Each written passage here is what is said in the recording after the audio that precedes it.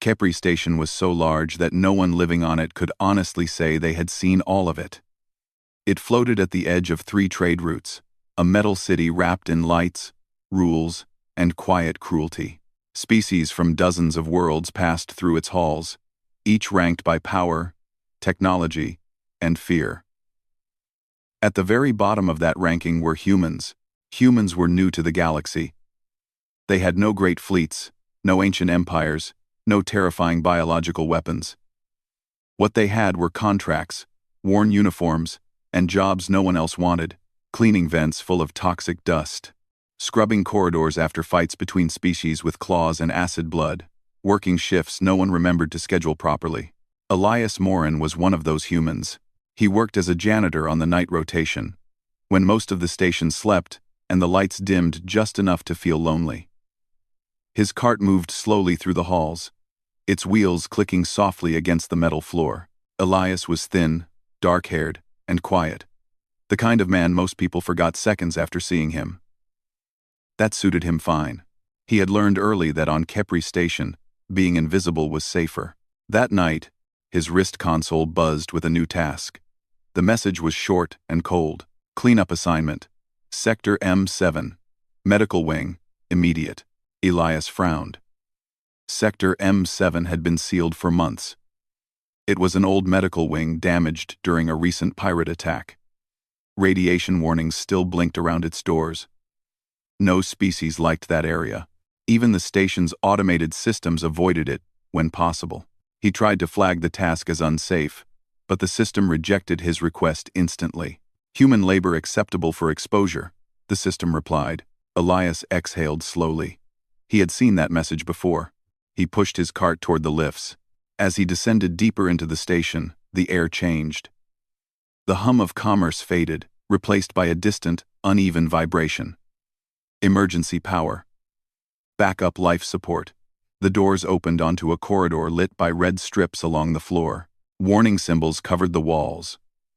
Written in several alien languages Elias could not read. He recognized the tone, though. Danger. Death. Stay away. He swallowed and stepped forward. The medical wing smelled wrong. Not like chemicals or decay, but something sharp and alive. Elias moved carefully, scanning with his handheld light. Several doors were twisted open, their frames bent as if something strong had passed through them in a hurry. Then he heard the sound. It was soft, high, broken, a whimper. Elias froze. He turned off his cart and followed the sound down a side corridor. The further he went, the warmer the air became. The walls here were not metal, but layered with a strange, resiny-like material that glowed faintly from within. The whimper came again, louder this time. Elias stepped into a large chamber and stopped breathing. The room was filled with pods, organic, oval shapes grown directly from the floor and walls.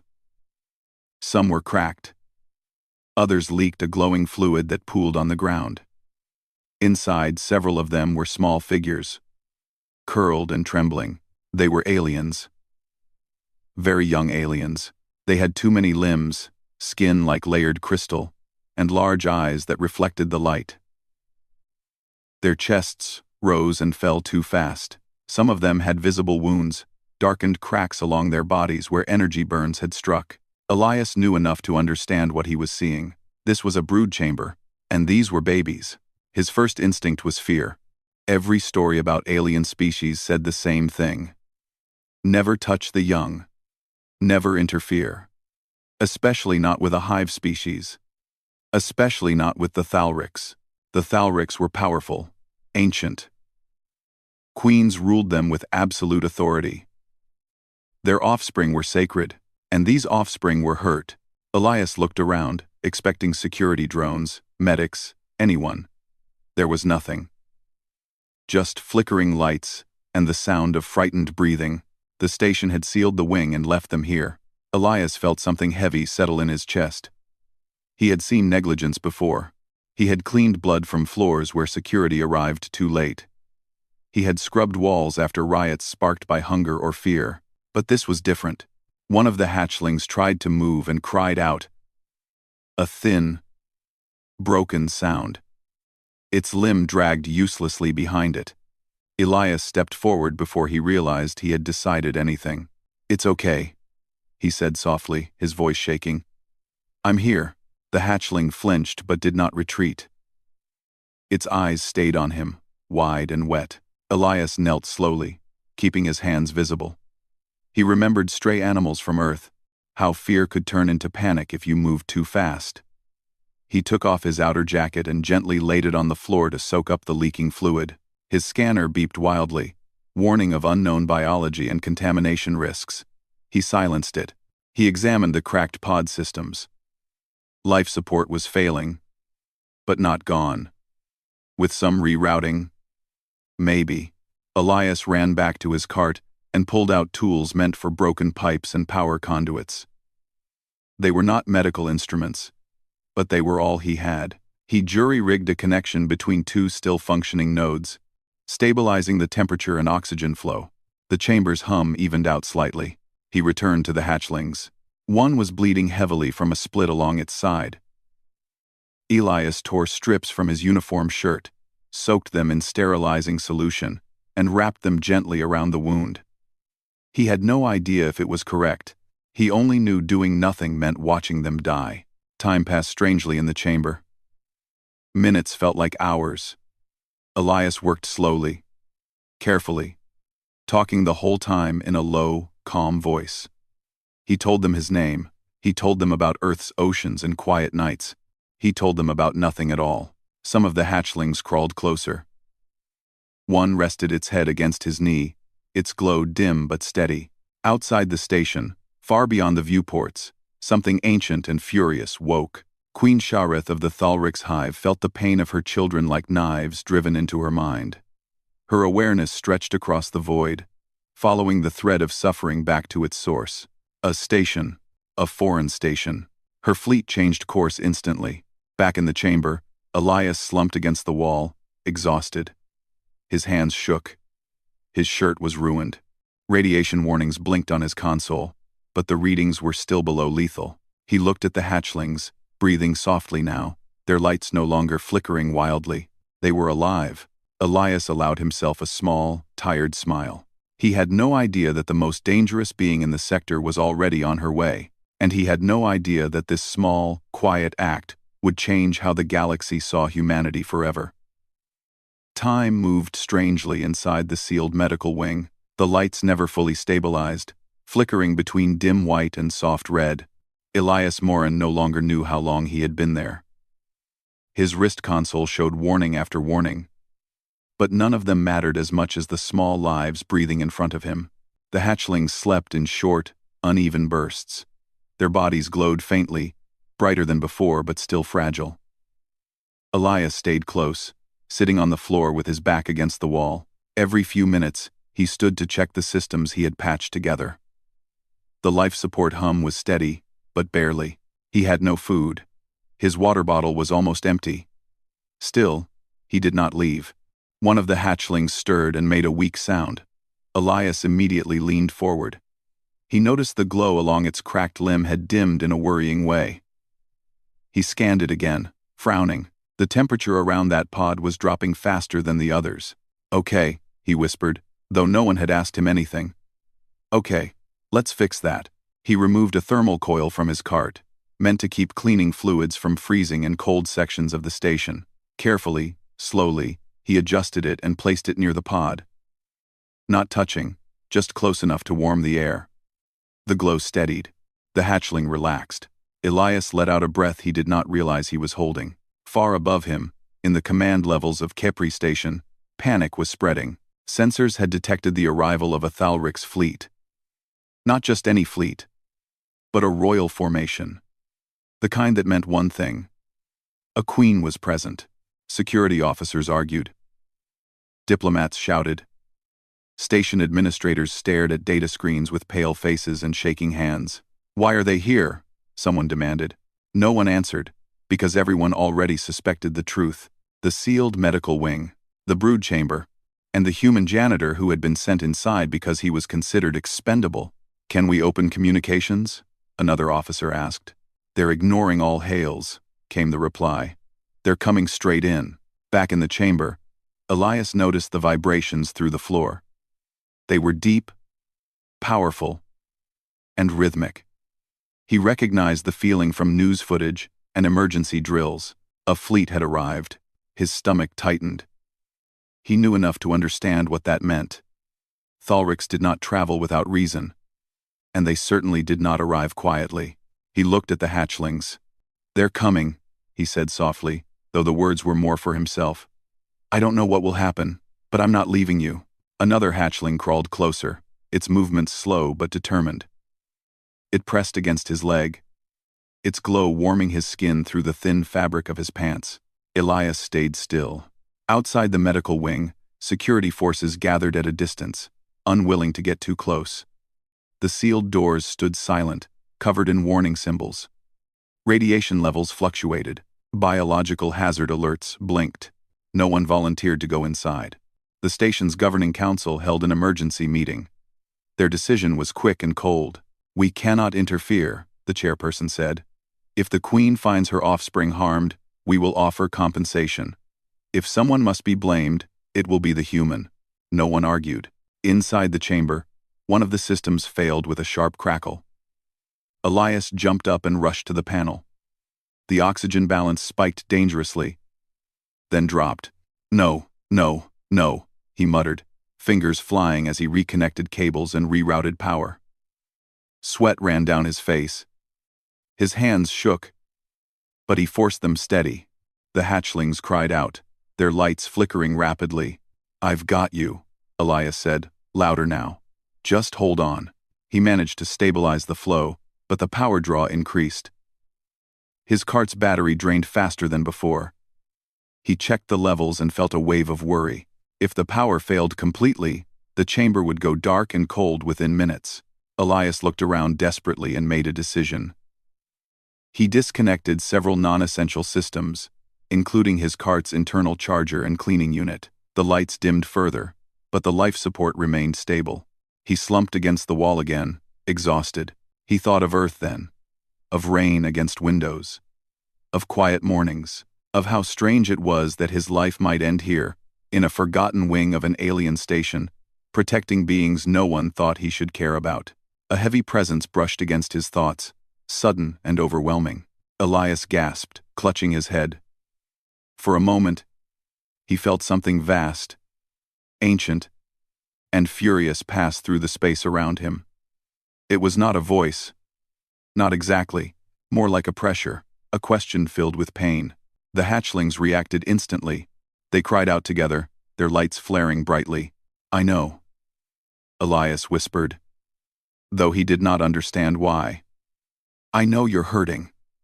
I know you're hurting." The pressure lingered for a long second, then withdrew.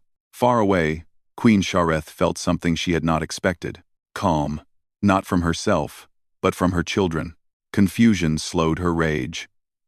Her fleet continued forward, weapons primed, but her thoughts focused inward. Through the psychic bond of the hive, she sensed her offspring not screaming in terror, but resting, protected. Her fury sharpened into something colder. Who dared touch what was hers? On Kepri Station, docking clamps engaged with a sound that echoed through every corridor. The station trembled as the Thalrics flagship connected. Emergency lights activated across multiple levels. Security teams fell back automatically. No one blocked the Queen's path.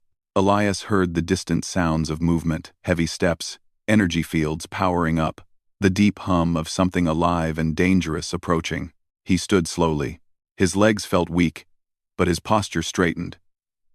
He looked down at the hatchlings, now awake and watching him. "It's okay," he said again. "Whatever happens, you're not alone." The doors at the end of the corridor shook. Once, twice, then they stopped. Silence pressed in, thick and heavy. Elias stepped in front of the nearest hatchling without thinking, placing himself between them and the door. His heart pounded so hard, he thought it might break his ribs. The doors began to open. Blinding white light spilled into the chamber, cutting through the dim glow. A massive shape filled the doorway, taller than any being Elias had ever seen. Chitinous armor reflected the light, eyes like burning stars locked onto the room. Queen Shareth had arrived. For a heartbeat, nothing moved. The queen's gaze swept the chamber, taking in every detail in a single instant. The stabilized systems, the clean surfaces, the wrapped wounds, the living hatchlings, and the humans standing in front of them, shaking but unmoving. Elias met her eyes. He expected pain, death, erasure. Instead, the pressure he had felt before returned, softer now, edged with disbelief. The hatchlings crawled toward him, pressing against his legs and sides. Queen Shareth froze. She felt it then, fully and clearly. Not domination, not theft, care. The human had stayed, and for the first time since the pain began, her children were safe. The galaxy held its breath, though it did not yet know it. Queen Shareth did not move for a long moment. Her massive form filled the doorway, blocking the harsh corridor light. The chamber felt small around her, as if the walls themselves understood who had entered. Elias stood frozen, every muscle tight. His hands were open at his sides, empty. He did not bow. He did not run. He simply stayed where he was. Between the queen and the hatchlings, the young Thalrics gathered closer to him. One pressed its head against his leg. Another curled partly behind his back. Their soft glows brightened, steady and calm. Queen Shareth felt that calm through the bond she shared with them. It confused her. She had expected fear, pain, trauma. She had expected to arrive too late, to feel the sharp, empty echo that meant loss. Instead, she felt rest, weakness, yes, and healing wounds, but also safety. Her gaze lowered to the human. He was small, fragile. His body showed signs of exhaustion and radiation exposure. His clothing was torn and stained with her children's blood and fluids. His hands trembled slightly, though he tried to hide it. This was no warrior. This was no threat. And yet, he stood where entire security forces had refused to go. Queen Shareth extended her perception carefully, touching the edges of the human's mind. Most species' thoughts were chaotic or sharp, full of fear when faced with her. The human's mind was loud, but not with hatred or panic. Worry, determination, a quiet, stubborn resolve. Then, without warning, the memories opened. She saw the chamber as it had been hours earlier. The cracked pods, the failing systems, her children crying. She saw the human entering, fear flooding him, his instinct telling him to flee. She saw him stay. She felt his clumsy hands trying to clean wounds meant for claws and mandibles. She felt his frustration when tools did not fit, his relief when a system stabilized. She heard his voice, soft and steady, speaking nonsense words meant only to soothe. She felt his exhaustion as he sat against the wall, refusing sleep because something might go wrong. Queen Shareth pulled back sharply. No one had ever shown her children this kind of care. Not without command. Not without expectation of reward. The silence in the chamber stretched. Outside, in the corridors beyond, security forces watched through sensors and cameras. Many expected the next moment to be the human's last. Inside the chamber, Elias swallowed hard. He could feel something touching his thoughts. Not painful, but heavy, ancient, curious. "I didn't hurt them," he said, his voice rough. "I tried to help. I'm sorry if I did something wrong." The words echoed softly. Queen Shareth lowered her head slightly, bringing her massive eyes level with him. Elias's knees nearly gave out, but he stayed standing. The queen studied him closely. "You are afraid." Her voice resonated. Not spoken aloud but carried through the air and mind together. "Yet, you did not flee." Elias nodded once. "They needed someone." A simple answer. Queen Shareth looked at her children again. One hatchling lifted its head and made a soft sound, reaching toward the human's hand. Elias hesitated, then gently placed his fingers against the creature's smooth surface. The hatchling relaxed. That small moment decided everything. Queen Shareth slowly, deliberately lowered herself. The floor vibrated as her massive body settled into a resting position. This alone sent shockwaves through the station's command center. She's lowering herself, someone whispered. Inside the chamber, the queen extended one long limb, stopping just short of the human. You remained when those who ruled this station abandoned them, she said. Why? Elias thought for a moment. Because leaving felt wrong. Queen Shareth considered that answer. In her long life, every action had been weighed against advantage, survival, dominance. This concept wrong was strangely unfamiliar when separated from law or command. She reached deeper, touching Elias's memories again, but this time more gently. She saw images of Earth, of humans helping others with no reward, of risking themselves for strangers, of loss, grief, and still choosing kindness. She withdrew. You have protected what was not yours, she said, at cost to yourself. Elias said nothing. He was too tired to argue. Queen Shareth shifted her attention outward. Her presence rolled through the station like a storm. Every system, every mind sensitive to psychic pressure, felt her focus turn sharp. The brood chamber was damaged under your watch. Her voice carried across frequencies now, impossible to ignore. You sealed it. You waited. The station council tried to speak, their words tumbling over each other in fear and formality. Explanations. Apologies. Promises of compensation. Queen Shareth silenced them with a thought. One of you entered, she continued. Not by honor, not by choice, but by convenience. Her gaze returned to Elias. This one, Elias felt the weight of attention shift. He became aware, suddenly, that millions of eyes were on him.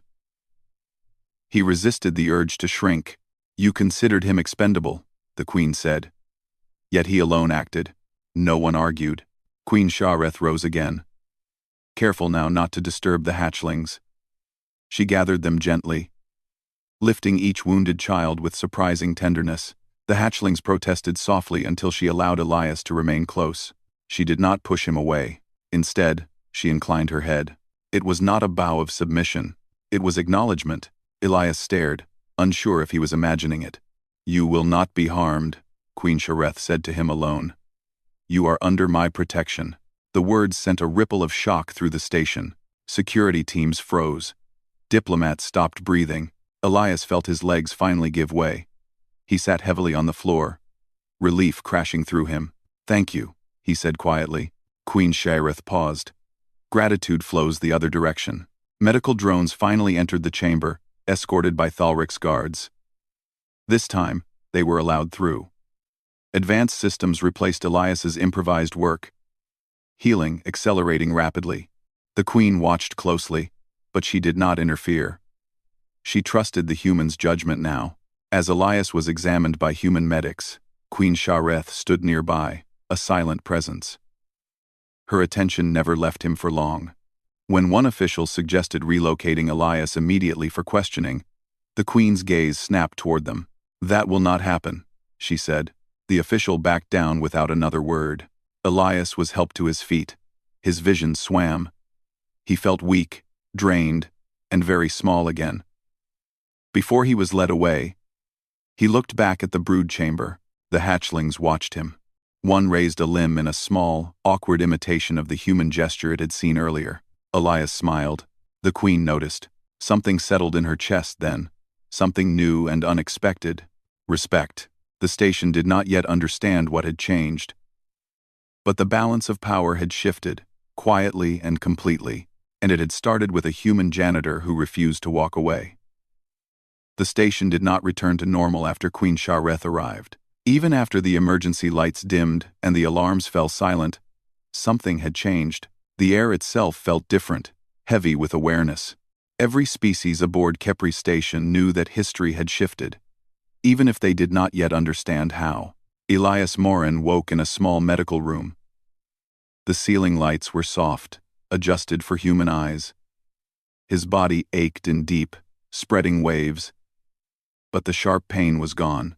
Clean bandages wrapped his arms and chest. A steady machine beeped near his bed.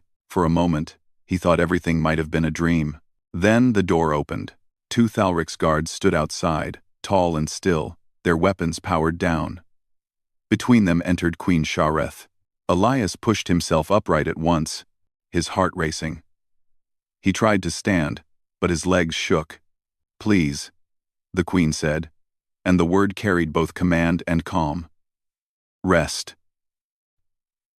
He slowly sat back down. "I didn't expect to wake up," Elias admitted. Queen Shareth regarded him quietly.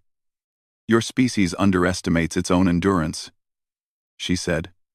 "You survived radiation, exhaustion, and fear. Many would not." Elias gave a tired smile. "I just did what I could." The queen tilted her head slightly. "That is what troubles the galaxy." She stepped closer, lowering herself so her massive form did not dominate the room. Her presence was still overwhelming, but no longer crushing. "My children will recover fully," she said. "Your actions preserved them long enough for our healers to arrive." "See." Elias felt a tightness in his chest loosen. "I'm glad." Outside the room, representatives from nearly every species waited. Arguments had broken out across the station since the Queen's arrival. Old rules were suddenly uncertain. Hierarchies felt fragile. Queen Shareth turned toward the open doorway and spoke, her voice carrying beyond the walls. "Bring them." The station council entered carefully, followed by diplomats, security commanders, and observers. They avoided looking at Elias, shame written plainly on their faces. "You judged worth by status," the queen said. "You measured lives by convenience." No one spoke. "You abandoned my offspring," she continued. "You sent a disposable worker where none of you would go." The chairperson tried to speak. "Great Queen, silence," Shareth said, without raising her voice. She turned her attention back to Elias. This one chose to stay when there was no reward, no promise of survival. "See," her gaze swept the room. "Understand this truth. Power does not define value, choice does." The word spread instantly through the station's networks, broadcast unintentionally by systems that could not help but relay her presence. Then Queen Shareth did something no one expected. She bowed. Not deeply, not fully, but unmistakably. To a human janitor, the room froze. "I name Elias Morin, friend of the Hive," she said. "Under my protection. Under our memory."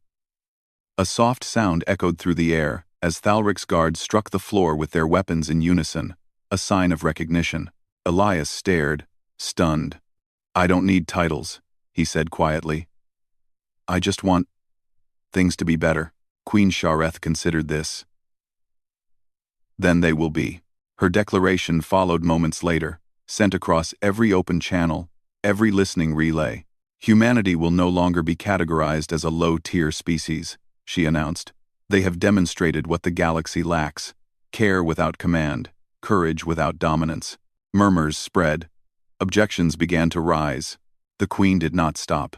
"Any harm done to humans under false hierarchy will be considered an insult to the Thalric's Hive." The murmurs died instantly. Trade laws changed within hours. Work contracts were rewritten. Human-only labor assignments were reviewed and dismantled. Safety standards that had been optional became mandatory. None of this came from negotiations. It came from fear and respect. Elias was offered many things: wealth, relocation to safer worlds, advisory roles. He declined most of them. He asked instead for better conditions for workers like him, fair treatment, medical coverage, a voice. The Queen granted all of it, without hesitation. When Elias was finally cleared to leave the medical wing, he returned to his quarters. They felt smaller than before. Quieter. He slept for nearly a full day. When he woke, there was a message waiting. Access granted. Brood chamber visit approved. He hesitated, then went. The medical wing was no longer sealed. It was clean, repaired, filled with gentle light. Advanced systems hummed smoothly. The hatchlings were there. They were stronger now, their glows bright and steady. When Elias entered, they reacted immediately. Making soft sounds and moving toward him, he knelt without thinking. One of them touched his hand. Another circled behind him, curious and alert. Queen Shareth watched from a short distance. "They remember," she said. "The Hive remembers." Elias felt emotion rise in his throat. "I didn't do anything special." "You did," the Queen replied. You reminded us of something we lost. They stood together in silence for a while. Later, as the Thalric's fleet prepared to depart, the station gathered to watch. No celebration, no ceremony, just awareness. Queen Shareth addressed the station one final time. Humanity has not conquered worlds, she said. They have not crushed their enemies. Yet, a ripple of amusement passed through her tone. But they endure, they protect, and they choose compassion even when unseen. Her fleet disengaged, slipping into hyperspace with quiet power. Life on Kepri's station resumed. Elias returned to work. His cart was new now. His uniform clean. People looked at him differently, some with respect, some with uncertainty. He accepted both with the same calm. He cleaned corridors, fixed leaks, helped where he could. But the galaxy had learned something important. Humans were not dangerous because of strength. They were dangerous because they would step into the dark, alone, and stay, and the universe would never look at them the same way again.